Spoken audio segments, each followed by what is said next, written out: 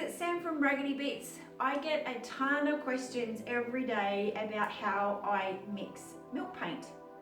So I thought I would just jump on here really quickly and show you how easy it is to mix and use milk paint for your next project.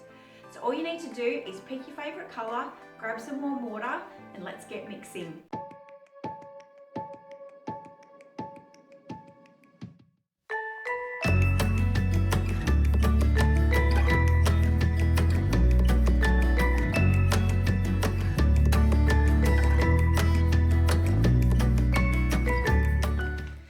So for today's project, all you need is a pot of warm water, a cup or a glass jar with a lid on it, because that way that if you don't end up using all of your milk paint, you can simply cover it and use it at a later date. Some little measuring spoons. These are great, these metal spoons. I found these in Kmart and they're perfect for when it comes to mixing up milk paint. Little whisk, and then your favorite milk paint color. So I get a lot of questions why I stock both Sweet Pickings and Miss Mustard, and it is just because I love milk paint, and the colors that both milk paints offer are just right up my alley. So I decided that, you know, that was something that I was going to be a proud stockist for. So for today's demonstration, I'm just going to use a little sample of the Allure Sky by Miss Mustard. And all you need to do, if you've not used milk paint before, it comes in a powdered form. So what you want to do is add your powder. So when you're mixing milk paint, you always add the same ratio, so it's 1 to 1. So for every 1 tablespoon, I add 1 tablespoon of warm water. I hope that makes sense.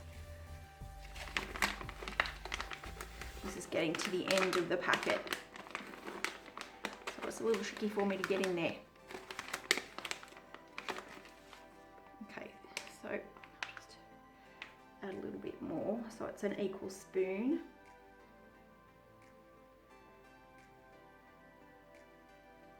Okay, so as you can see,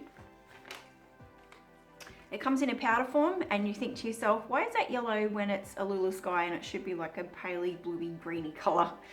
It's magic. So you just drop that into your cup, and then with your warm water you add exactly the same.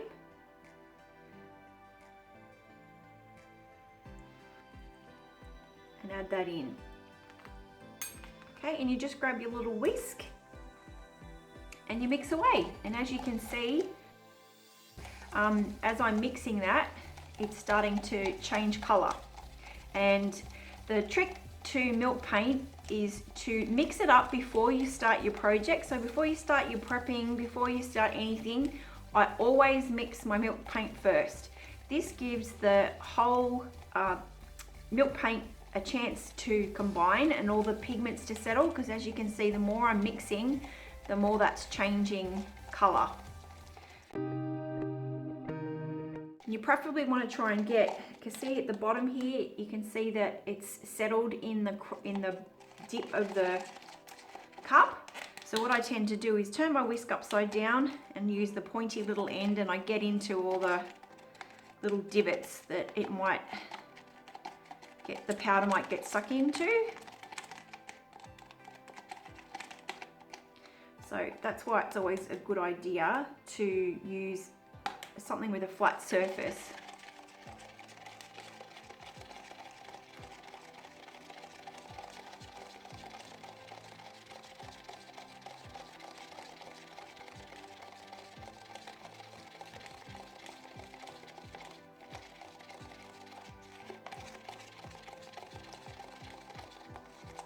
You can also use electric